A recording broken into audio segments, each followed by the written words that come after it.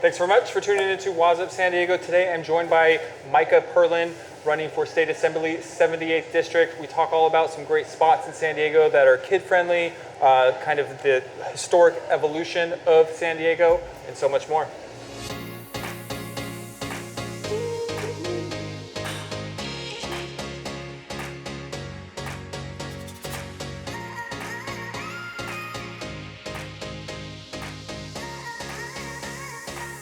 Thanks so much for tuning into Waz Up San Diego. Today I am joined by Micah Perlin. He is running for State Assembly 78th District. We are here at the beautiful water bar in Pacific Beach. So thanks so much for having me. Luke, thanks, man. Thanks so much for being here. Yeah, Excuse awesome. me. Absolutely. So where is District 78? Yeah, so 78th District is pretty big. It's a coastal district, so it goes from Solana Beach all the way down to Imperial Beach, the whole coast. Oh, wow. Yeah, Del Mar, all the San Diego coastline.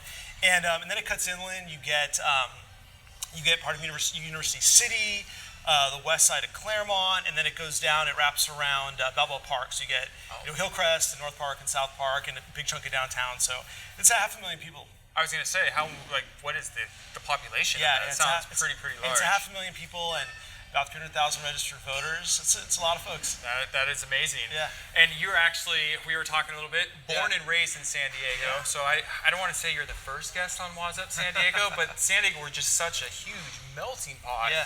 It's rare to meet somebody who was born and raised here in San Diego. You don't get to choose where you're born. So this is, what do they say, the lottery? Yes, we definitely won that lottery. Yeah, my parents, they were born in the LA region, came down to go to San Diego State, fell in love, and back in those days, middle-class people could buy in San Diego. They bought in La Jolla back in the 70s. So what prompted you to run for State Assembly, Micah? Yeah, so I've always been somebody who cared a lot about the environment. When I was an undergrad, I went to Berkeley, studied environmental economics, political economy, but focused on sustainability, and came back, worked on the U.S.-Mexico border, doing environmental work, and went and got a master's in public policy and urban planning. And I've always been interested in how you make a society function and how do you make it easy for people to get around. And really the things that make for good quality of life are the same things that reduce pollution. And we're sort of at this juncture right now, not just in San Diego, but in California as a whole. And these are not things that we can do as individuals. They're things that we have to do together, investments we have to make as a society. And I just wasn't seeing the movement. I live here in PB, and there's a lot of traffic. It's brutal to get to the freeway. We've got this new rail. People want to be able to get to it, but there's no public transportation. No real egress. The east-west connections aren't there, and people want change to happen faster, and so I decided to get in the game and help make that happen. So what are some of the big things that you think would have kind of that big impact on just lifestyle and be able to facilitate? Yeah. Well, so San Diego. I grew up here in the 70s. I was a kid in the 80s. I think we had about 10 years difference. Yeah. So we remember when you could drive. Actually, you went to Valhalla, right? Yes. So I went to La Jolla, and you guys had a good water polo team. I played water polo, and we would drive out and play you guys, and you could crisscross San Diego in 15 minutes, any time of day, and that's just not the reality anymore. And so we have to decide. Okay, well, we don't want to be Los Angeles because you can keep building freeways and they're just going to keep filling up like that. That doesn't work. So there's some really interesting plans that are being put out. We have a new director at Sandag, this guy Hassan Akrada. He's kind of a visionary, and he's got this pretty ambitious plan for regional transit system. Awesome. And but it's going to take serious commitment, and the phasing of it's going to be really key. And I think that for me, that's the thing that I'm really interested in, because as somebody who grew up here, and people get nervous when they hear about these big projects. They don't know, what's it going to do to my neighborhood? And so my thing is, we need people like us who are rooted in the community, who know what it's been like, but also kind of can see where it can go. And we're going to preserve our lifestyle, the mellow San Diego vibe, but allow a certain efficiency and flexibility for getting around. I think, transit's going to be key. Absolutely. You were talking about electric bikes in the last episode, right? Yeah. And if we had an infrastructure for people to be able to get to work and be able to get to the store and be able to get to all those things and take more cars off of the streets, and that again kind of comes back to sustainability and more green efficiency. Totally. And Well, and honestly, the amazing thing about this place is that it's sunny, obviously we're having some crazy rain now, and climate change is changing our temperature, our climate, but we're going to have a lot of sunshine, and there's no reason why 340 days a year. We should be able to get around. And when people talk about bikes and bike lanes and stuff, I mean, I have a 6-year-old. He learned how to ride a bike really well when he was 3, and we were afraid to go riding around PB, and PB's flat. It's easy to get around, but it's scary. So you end up riding on the sidewalk, and that's not really right because you're. I would never let him ride in the street. Yeah, I know. I mean, so there are bike lanes, but it doesn't really feel safe, and so I think part of what I'm trying to do with this campaign is really help people know that. There is a path to having a society that really works for everybody, and we don't have to pit cyclists against cars. We don't have to pit pedestrians. We just need good infrastructure. You get dedicated bike lanes, and all of a sudden, if you don't want to ride a bike, that's fine. But you just got 1,000 people who didn't want to be in their car riding bikes, and now you can drive, and there's less congestion. So, good infrastructure is it's good for everybody. Absolutely. Yeah. And is there kind of a good model out there? Because I know, for example, a lot of European countries, when we'd go travel abroad, everybody rode a bike, and it was just kind of the norm. Yeah. I mean, so I lived in Spain for 2 years. Awesome. And it was funny because I went and did my study abroad in Madrid, and that was the first time I was really away from the coast, and I thought I'd hate it. I thought I was like, I'm going to be away from the beach, I'm not going to get to surf, I'm going to be landlocked, but it's a thriving city with really great resources, awesome parks. It's easy to get around, and it's it's an amazing lifestyle. And I think pedestrian living. You look at the parts of town where people can walk around and they love it. It's you have that like civic engagement. You're walking around. I saw in La Jolla. There's just this little market that went in on the corner of Nautilus, and you wouldn't have thought 30 years ago like there'd be a little market there, but now folks can walk to a neighborhood market, and that's those kinds of things where you have investments that provide services to a community to allow that behavior, so you don't have to get in your car and drive a mile. That's some of that planning that we need to do. Yeah, and it's kind of getting more small businesses in San Diego too as well. Yeah. So the dollars that are spent in a small business typically stay here in the community versus, I know we were chatting about this, how much San Diego has evolved over the past 30, 40 years, where it used to be a very small business centric, but there's a lot of major corporations. And don't get me wrong, we need those major employers because they draw a bunch of talent, tax dollars and revenue, etc. But it's kind of finding that middle ground to where I love supporting small businesses too as well. Yeah, I mean, one of the things that's fun about this community, grassroots kind of campaign is, I'm not taking big money, I'm not taking corporate money, and I think people really want that right now. They want their elected officials to be people whose power comes from the people they're supposed to represent. And so, when you go talk to small businesses, the things they're concerned about are not the things that Walmart's concerned about. And so, no knock on, but we when we grew up here, you'd go into the small downtowns. It was just local business. Yeah.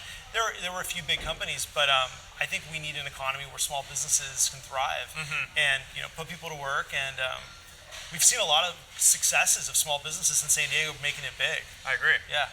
So a perfect example of that small business centric community, I would say, is Ocean Beach right now, where the majority of everything down there are small businesses. There's the few exception, and I know that Target just recently put in there on the main drag, and picketers are out there, and I just feel like that is the community that's not really going to allow it. Yeah, I mean, look, at the end of the day, this is about what do communities want? What are their needs? And I don't think it's doing all that well. From what we actually just had a campaign event at Culture last week, and it's a huge property. There was almost nobody there. You're walking past all these other businesses, it's just packed. And that place is empty. And people are gonna vote with their pocketbook. And but I think they have a long lease, so that's gonna be interesting to see how that plays out. How they're gonna break that, or how they're gonna kind of end that out. So I know you have a 6 and a 3-year-old right now. Yeah. So congrats on that. Thanks, and congrats to you, the newborn. Thank you very much. Yeah, my son was born December 18th. Yeah. So it's been an interesting month. Ride or so. Having 4 kids and a newborn is probably like being a candidate. We just don't sleep.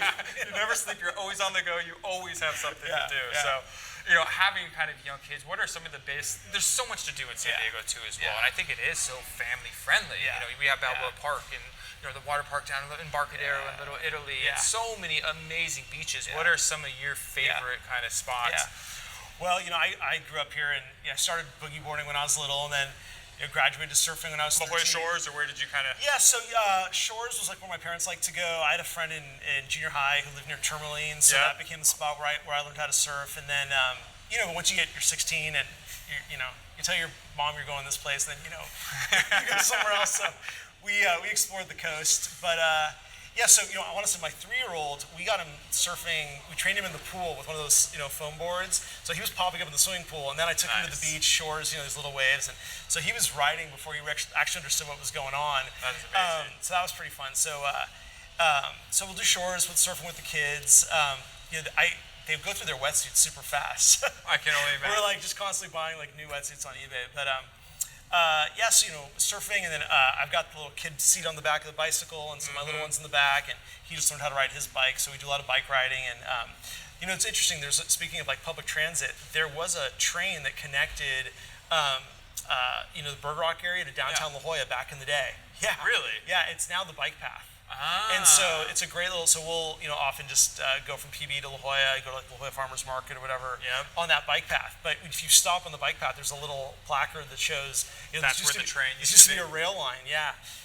So we'll do bike riding, and we went for a nice hike at some of the canyons around town. Or the hike over at Torrey Pines. Yeah, it's gorgeous stuff. It's ridiculously awesome over there too as well. Yeah.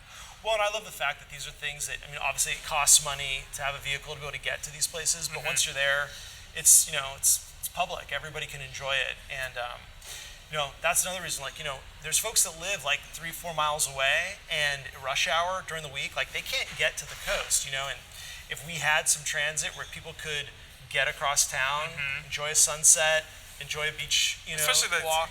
Where I get to take the kids and be like, hey, we're going on this, because whenever we ride the trolley, they love it. It's just I remember they were 5 or 6, and you guys want to just go ride the trolley to ride the trolley, and then we ended up going. It was the day of Comic-Con, so we go down there. It was just a madhouse. It was amazing, perfect timing for it, but it would be so great, because then if it is a 20-minute thing, it's not me driving and then hearing them fight in the background. I'm hungry.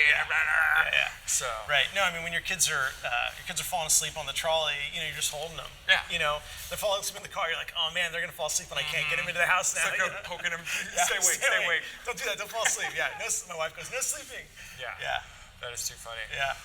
So what about some of the kind of the favorite restaurants that you have down here? Oh man, let's see. Actually, it was funny. So I have one of these families where everybody's got different dietary needs. So going out as a family, because I have a big extended family here, and so we've been going to this restaurant, Cafe Athena. It's a Greek restaurant in PB. We've literally been going there. Gosh, I think since it's the one right off Garnett. It's off Garnett. The big shopping center. Yeah, and they just did a remodel, and it was funny because I walked in. I think I've been going there for 30 years. I don't know when they opened, but literally it's been a place we've been going forever, probably since they opened.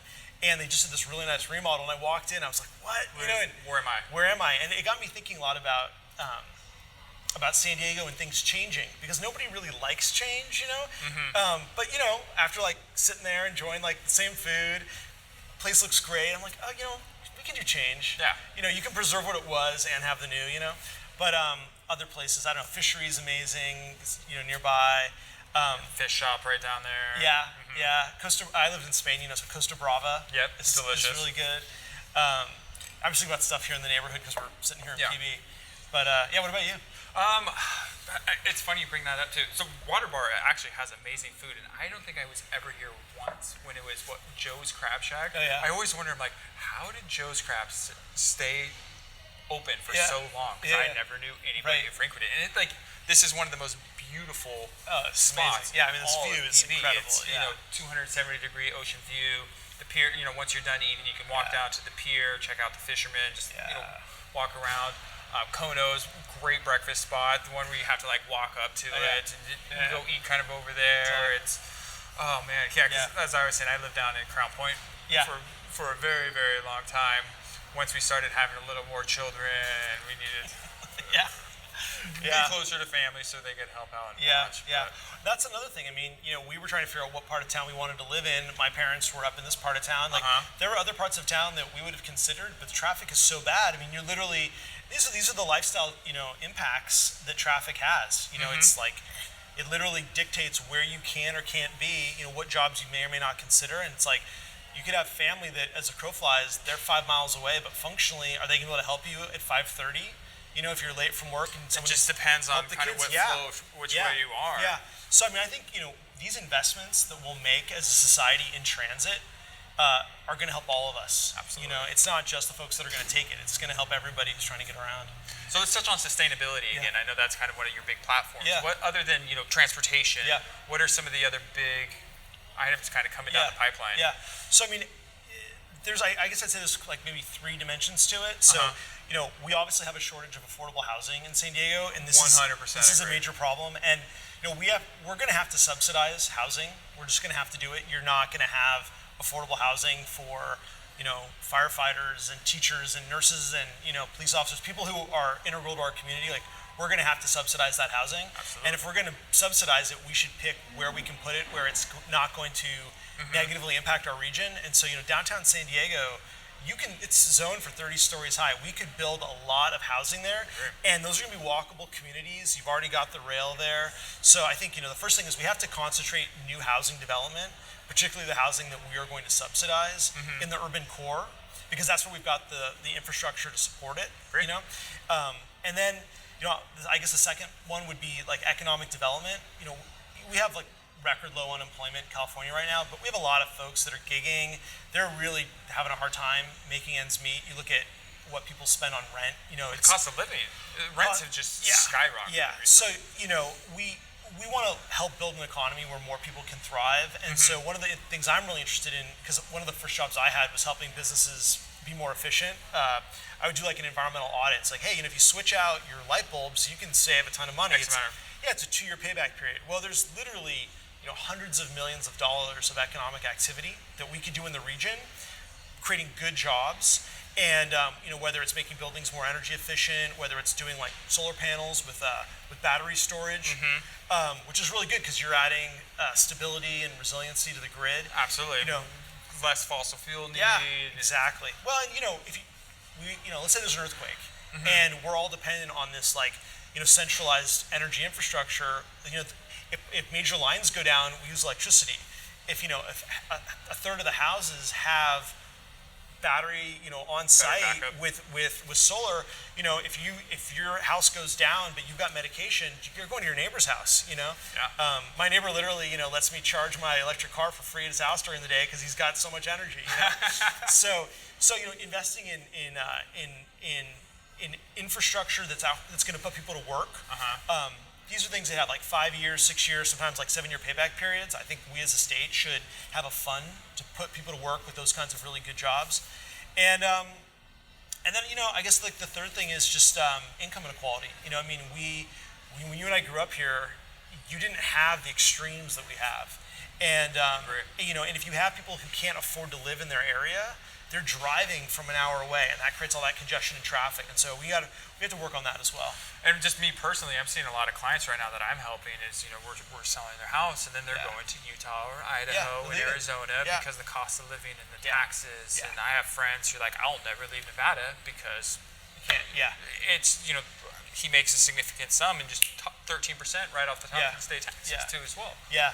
I mean, people want good return on their taxes. That's what they want. And, Europe, the taxes are way higher, but people don't complain because they can see the services being delivered. Universal health care. Yeah, so I think what we need to do is like, reprioritize a little bit. So, and that's, again, what my campaign is like, what do we as a community want? And I think there's a lot of alignment. People really want their quality of life. They want people that are integral to their community to be able to live in their community. That's pretty universal. And and who wants dirty air? I mean, nobody wants dirty air, right? I mean, especially when it's so beautiful. And we're such an active community. You don't want to be just breathing in carcinogens all the time. A lot of people don't realize like our region has like the country's like 5th worst air quality. And so And we're gonna, there's gonna be more fires out in the east, like that's predicted now. So all of these things have to be understood as we think about like how do we grow our region. Yeah. Yeah. And one thing that I haven't seen really catch on as much is I feel like big commercial buildings starting to do it, but like LEED certified, where like going green on kind of new construction. Yeah. Too. What you were talking about, how you used to go in with efficiency and change all these things out too as well. Yeah. But bringing that more to the residential space as well. I think we've got a lot of those requirements now that I think there's a lot of job opportunities in retrofitting existing buildings. I think the standards are there now on a lot of the newer stuff, and so the share of the housing stock and the commercial stock that could be retrofitted. But these are all economic growth opportunities. So help deal with poverty, help clean our air, improve our grid. These are all things people want. We just have to change our horizon from like that really short 12-month return on investment to what do we as a society want. And we can think in terms of 5 years, 7 years. We're parents. Absolutely. We're thinking in terms of like 30, 40, 50 years for our kids. Absolutely. Yeah. I agree. Well, again, thank you so much for being on the show. If anybody wants to connect with you, what's the best they way? can check out my website, micahperlin.com. And this is a grassroots campaign. Reach out, help us get the message out in your community. Perfect. Thanks so much for tuning in to Waz Up San Diego. So grateful to have Micah Perlin on the show today. If you want to check him out, check out micahperlin.com. Again, thanks for tuning in, and I will see you next week.